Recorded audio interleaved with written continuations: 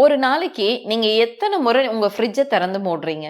நம்முடைய சமையல் அறையிலேயே நம்ம அதிகமா நம்புற ஒரு பொருள் என்னன்னு பார்த்தீங்கன்னா, அந்த ஃப்ரிட்ஜ் தான். ஃப்ரிட்ஜ்ல ஒரு பொருள வச்சுட்டாவே, அது எப்பவுமே பாதுகாப்பா இருக்கு அப்படின்னு நம்ம நம்புறோம். அது உண்மையான விஷயம் தாங்க. ஆனா எல்லா சமயத்திலயும் அது உண்மை கிடையாது. சில உணவுகள நம்ம ஃப்ரிட்ஜ்ல வைக்கும்போது, அதுல இருக்கிற சத்துக்கள அது இழக்குது. சில உணவுகள்ல பூஞ்சை இருக்கு இல்லைங்களா? அதெல்லாமே உருவாகுது. இதுல முக்கியமான விஷயம் என்னன்னு பார்த்தீங்கன்னா, ஃப்ரிட்ஜ்ல வச்சதுனால அந்த உணவோட எந்த ஒரு வாசனையும் மாறப்போறது கிடையாது. அதே மாதிரி அத பார்க்கும்போதும் அதுல எந்த மாற்றமுமே இருக்காது. ஆனா அத நீங்க சாப்பிடும்போது தான் உங்க வயித்துல பிரச்சனைகள் தொடங்குது. இந்த காலத்துல ஃப்ரிட்ஜ் இல்லாம இருக்கிறது ரொம்பவே கஷ்டமான ஒரு விஷயம் தாங்க. அது நமக்கு ரொம்ப உதவியா இருக்கு. ஆனா சில வகை உணவுகள நம்ம ஃப்ரிட்ஜ்ல வைக்கும்போது, அது நம்முடைய ஆரோக்கியத்துக்கு கேடு விளைவிக்குது. அந்த மாதிரி உணவுகள் நெறைய இருந்தாலும், நம்ம அதிலிருந்து அன்றாடம் நம்ம உபயோகிக்கக்கூடிய 7 உணவுகள் என்னென்ன அப்படிங்கிறத பார்க்கலாம்.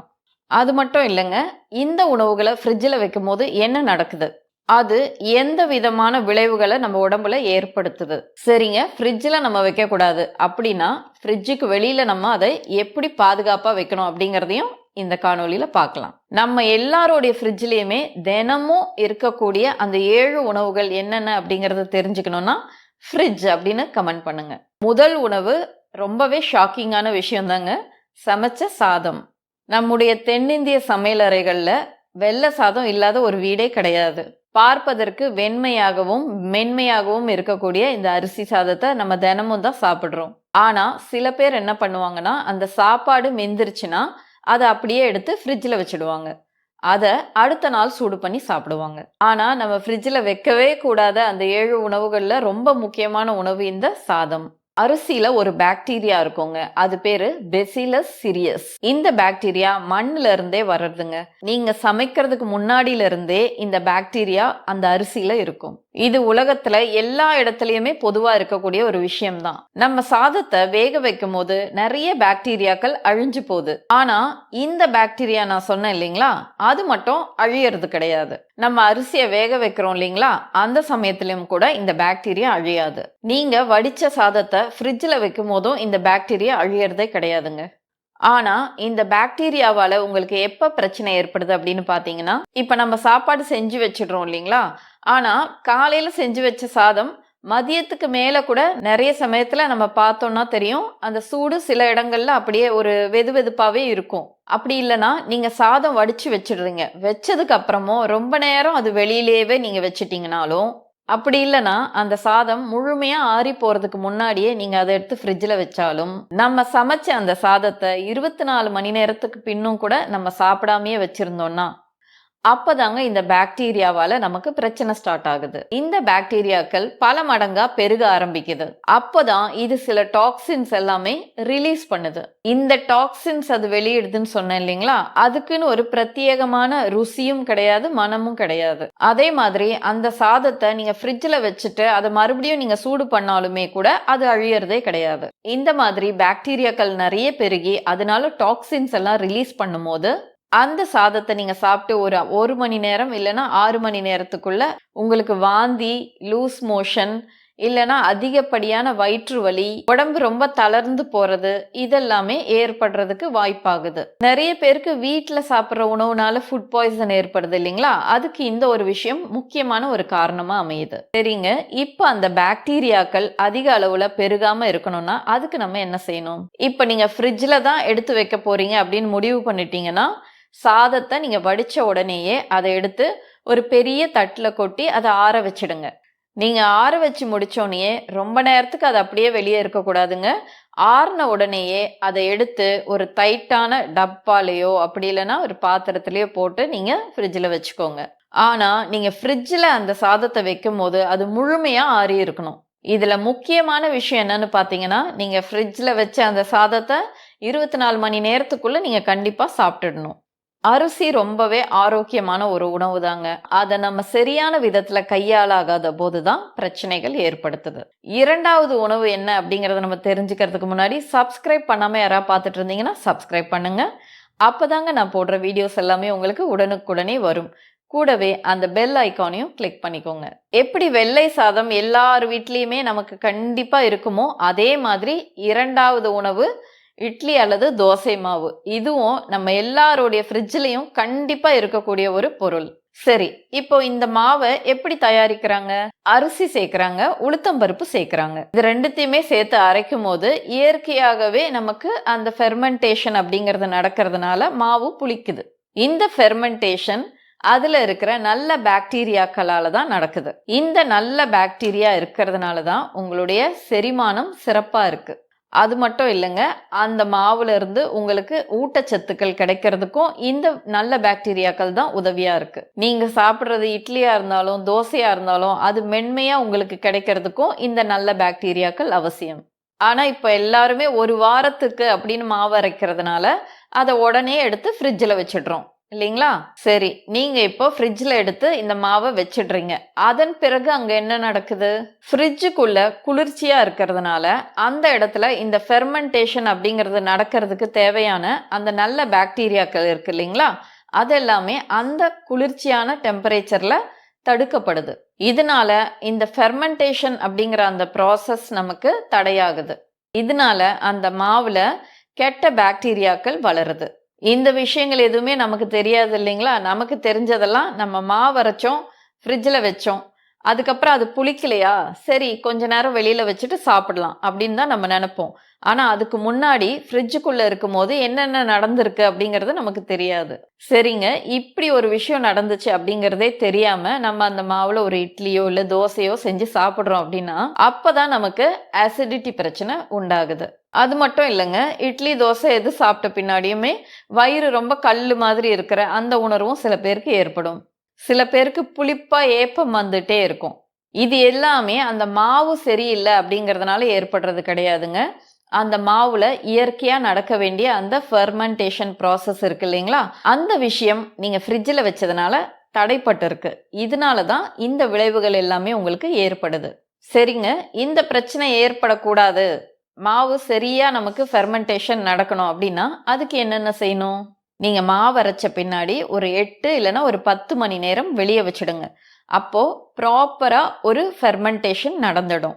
இது இயற்கையா நடந்த பின்னாடி உங்க மாவு புளிச்சிடும் இல்லைங்களா? அதன் பின்னாடி தான் நீங்க இதை ஃப்ரிட்ஜில் வைக்கணும். எப்பவுமே நீங்க மாவுல போடுற கரண்டி இருக்கு இல்லைங்களா? அது நல்லா ஈரம் இல்லாம இருக்கிற மாதிரி பார்த்துக்கோங்க. மாவுல ரொம்ப புளிப்பு அதிகமாயிடுச்சு, தண்ணி சேர்ந்த மாதிரி இருக்கும். சில நேரம் பார்த்துருக்கீங்களா நீங்க? மாவு மேல அப்படியே தண்ணி நிற்கும். அந்த மாதிரி இருந்தா அந்த மாவு நீங்க சாப்பிடாதீங்க.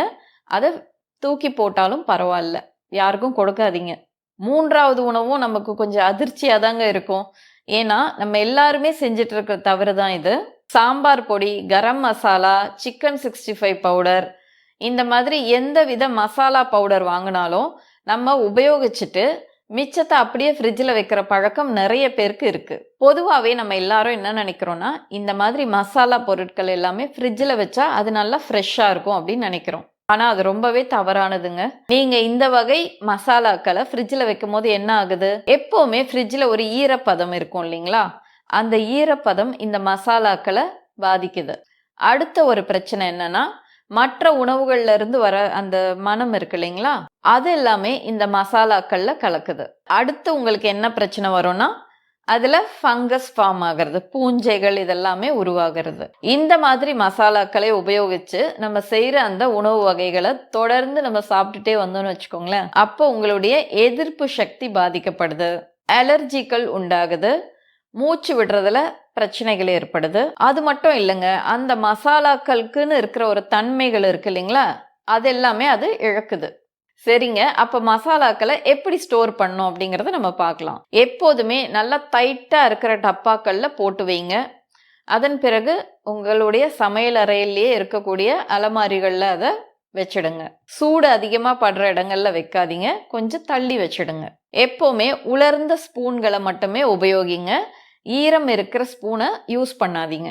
4வது உணவு தக்காளி. நீங்க ரொம்ப கோவமா இருப்பீங்க, இப்போ நாங்கள் எதுவுமே ஃப்ரிட்ஜில் வைக்கக்கூடாதுன்னா அப்புறம் நான் என்னதான் வைக்கிறது அப்படின்னு. ஃப்ரிட்ஜில் வைக்கக்கூடிய உணவு வகைகள் நிறையவே இருக்கு.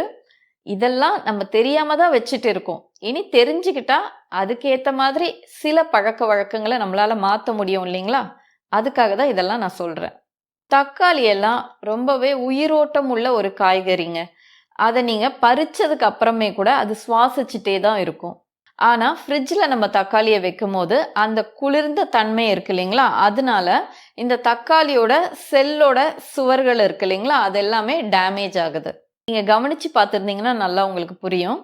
தக்காளிய நம்ம ஃப்ரிட்ஜ்ல வச்சோம்னு வச்சுக்கோங்களேன், அதன் பிறகு அத எடுத்து நம்ம உபயோகப்படுத்தும்போது, அதோட அந்த ஸ்மெல் இருக்கு இல்லைங்களா? அது குறைஞ்சிருக்கும். அது மட்டும் இல்லங்க, சில சமயத்துல பார்த்தீங்கன்னா, அது ஒரு மாரி தண்ணி விட்டா மாதிரி இருக்கும். அதுடைய சுவையும் கூட குறையும். இந்த மாதிரி ஃப்ரிட்ஜ்ல வச்ச தக்காளியில நம்ம சமையல் செஞ்சு சாப்பிடும்போது, கேஸ் ஃபார்ம் ஆகுதுங்க. அசிடிட்டி பிரச்சனை உண்டாகுது. அஜீரண கோளாறுகள் ஏற்படுது. அது மட்டும் இல்லங்க, தக்காளிலன்னு கிடைக்கிற ஊட்டச்சத்துக்கள் இருக்கு இல்லைங்களா? அது எல்லாமே நமக்கு குறைவா தான் கிடைக்குது. நீங்க தக்காளிய வெளியிலேயே ஒரு முறத்திலயோ, இல்ல மூங்கில்ல இருக்கிற சின்ன கூடைகள், அப்படி இல்லன்னா மூங்கில் ட்ரே மாதிரி கிடைக்குது இல்லைங்களா? அந்த மாதிரி இருந்தா கூட அதுல வைக்கலாம். ஆனா ரூம் டெம்பரேச்சர்ல தான் அது இருக்கணும். அப்படி நீங்க தக்காளிய வைக்கும்போது, மேல மேல போடக்கூடாதுங்க. அத வந்து ஒரு சிங்கிள் லேயரா நம்ம அடுக்கணும். ஒரே அடுக்கு மட்டும் தான் இருக்கணும். அப்படியே அடுக்குன மாரி வச்சுடுங்க. ஒரு தக்காளி மேல இன்னொரு தக்காளி வைக்காதீங்க. அடுத்த உணவு இஞ்சி. பொதுவாகவே இஞ்சி ஈரத்தன்மை இருந்ததுன்னா, அது ஃபுல்லாவே உள்ள இழுத்துக்கிற ஒரு தன்மை கொண்டதா இருக்கு. இஞ்சி ஈரத்தன்மையோட மாறும்போது, அதுல பூஞ்சைகள் உண்டாகுது. நீங்க பார்த்திருந்தீங்கன்னா தெரியும். இஞ்சி நம்ம வச்சபோது நல்லா ஃப்ரெஷ்ஷா இருக்கும். ஆனா, சில நாட்கள் கழிச்சு நம்ம ஃப்ரிட்ஜ்ல இருந்து அத உபயோகப்படுத்தும்போது, ஒரு மாரி தண்ணீர் விட்ட மாதிரியே இருக்கும். பார்த்திருக்கீங்களா? அதுதான் இது. இப்படி இருக்கக்கூடிய இஞ்சிய நம்ம உபயோகப்படுத்தும்போது, தொண்டையில எரிச்சல் உண்டாகுது. வயிற்றுலயும் கோளாறுகள் ஏற்படுது. நம்ம எல்லா காய்கறிகளையுமே கழுகி தானே வைப்போம். ஆனா, இஞ்சி அப்படி கழுவக்கூடாதுங்க. அதுல மண் இருக்குன்னா, அத நல்லா தட்டிடுங்க. அந்த மண்ணெல்லாம் தட்டுன பின்னாடி நியூஸ் பேப்பர்ல சுத்தி வைக்கலாம். அப்படி இல்லன்னா, இப்ப நெறைய பேர் சமையலறையில பேப்பர் டவல் இருக்கு. அந்த மாதிரி பேப்பர் டவல்ல கூட நீங்க பொதிஞ்சு அத வைக்கலாம். 6வதா நம்ம ஃப்ரிட்ஜ்ல வைக்கக்கூடாத அந்த உணவு நெய். பொதுவா நமக்குள்ள ஒரு கருத்து இருக்கு. நெய் வெளியில இருக்கும்போது அதோட ஸ்மெல் எல்லாம் போயிடும். அதனால அத எடுத்து நம்ம ஃப்ரிட்ஜ்ல வைக்கலாம் அப்படின்னு நம்ம யோசிப்போம். நெய்யும் சீக்கிரம் கெடாது அப்படின்னு நினைப்போம் இல்லைங்களா? ஆனா நெய்ய நம்ம ஃப்ரிட்ஜ்ல வைக்கும்போது என்ன ஆகுது? நெய் ரொம்பவே கெட்டியா மாறிடுது. நெய்னா நம்ம யோசிப்போம் இல்லைங்களா? மணல் மணலா இருக்கணும், நல்லா இருக்கணும் அப்படின்னு. அந்த ஒரு விஷயமே முதல்ல மாறிடுது. இதனால நெய்ல இருந்து உங்களுக்கு கிடைக்கக்கூடிய பயன்கள் இருக்கு இல்லைங்களா? அது எல்லாமே குறையுது. நெய்ய நல்லா ஒரு டைட்டான ஒரு கண்டெய்னர்ல போட்டு வச்சுக்கோங்க. ஸ்டீல் டப்பாக்கள்ல போட்டு வைக்கலாம். அப்படி இல்லன்னா கண்ணாடி பாட்டில்கள் இருக்கு இல்லைங்களா? அதுலயும் போடலாம். ஆனா நல்லா மூடி டைட்டா இருக்க மாரி பார்த்து அதுல போட்டுக்கோங்க. நெய்ய எப்பவுமே நம்ம ரூம் டெம்பரேச்சர்ல தாங்க வைக்கணும். நெய்ய உபயோகிக்கும்போது எப்பவுமே உலர்ந்த ஸ்பூன் மட்டும் தான் நீங்க உபயோகப்படுத்தணும். ஈரமா இருக்கிற கரண்டிய உபயோகப்படுத்தாதீங்க. இந்த 7வது உணவும் நம்ம எல்லாருமே ஃப்ரிட்ஜ்ல வைக்கக்கூடிய ஒரு உணவு தாங்க. எலுமிச்சை பழம். எலுமிச்சை பழத்த நம்ம ஃப்ரிட்ஜ்ல வைக்கும்போது என்ன நடக்குது? தோல் எல்லாமே வறண்டு போயிடுது இல்லைங்களா? ஃப்ரிட்ஜ்ல நம்ம வச்சு உபயோகப்படுத்துற அந்த எலுமிச்சை பழத்துல சாரும் ரொம்பவே கம்மியா தான் இருக்கும். இன்னும் கொஞ்ச நாள் அதிகமா போச்சுன்னா, ஒரு மாதிரி கெட்டு போக ஆரம்பிக்கும். ஏதாவது ஒரு இடத்துல இருந்து கொஞ்சம் அந்த இடம் டார்க் ஆக ஆரம்பிக்கும். அது மட்டும் இல்லங்க, எலுமிச்சை பழத்துக்குன்னு ஒரு பிரத்யேக சுவை இருக்கு இல்லைங்களா? அந்த சுவையும் மாறுது, அதோட மணமும் மாறுது. இதுவும் உங்களுடைய செரிமானத்துல கோளாறுகள உண்டாக்குது. வெளிய வச்சாலும் எலுமிச்சம் பழங்கள் கெட்டுதாங்க போது. அப்ப எப்படிதான் அத வைக்கிறது அப்படின்னு பார்த்தீங்கன்னா, நியூஸ் பேப்பர் இருக்கு இல்லைங்களா? அத நீங்க சின்ன சின்ன துண்டுகளா கிழிச்சு வச்சுக்கோங்க. ஒவ்வொரு எலுமிச்சை பழத்தையுமே ஒவ்வொரு நியூஸ் பேப்பருக்குள்ள வச்சு, அத தனித்தனியா பொதிஞ்சு ஒரு பாக்ஸ்ல வைங்க. அப்படி இல்லன்னா ஏதாவது ஒரு கூடையில வைங்க. ஃப்ரிட்ஜ் நமக்கு ரொம்ப ரொம்ப உபயோகமான ஒரு பொருள் தாங்க. அத சரியான விதத்துல நம்ம அத பயன்படுத்தணும்னா, அதனால நமக்கு நெறைய நன்மைகள் கிடைக்குது. இனிமேலாவது ஒரு புரிதலோட இந்த விஷயத்துல நம்ம கொஞ்சம் கவனமா இருக்கலாம். இந்த காணொளி உங்களுக்கு பிடிச்சிருந்தா இத நீங்க லைக் பண்ணுங்க. இந்த காணொளி உங்களுக்கு பிடிச்ச மாதிரியே உங்களுடைய நண்பர்களுக்கும், உறவினர்களுக்கும் உபயோகமா இருக்கும் அப்படின்னு நினைச்சீங்கன்னா, அவங்களுக்கு இத ஷேர் பண்ணுங்க. இது போன்ற ஆரோக்கியம் குறித்த தகவல்கள் உங்களுக்கு தொடர்ந்து கிடைச்சிட்டே இருக்கணும் அப்படின்னு நினைச்சீங்கன்னா, நம்ம சேனலை சப்ஸ்கிரைப் பண்ணிக்கோங்க. நீங்க எப்போதுமே ஆரோக்கியத்தோடும், தன்னம்பிக்கையோடும், வலிகள் எதுவுமே இல்லாமயும் இருக்கணும். நன்றி.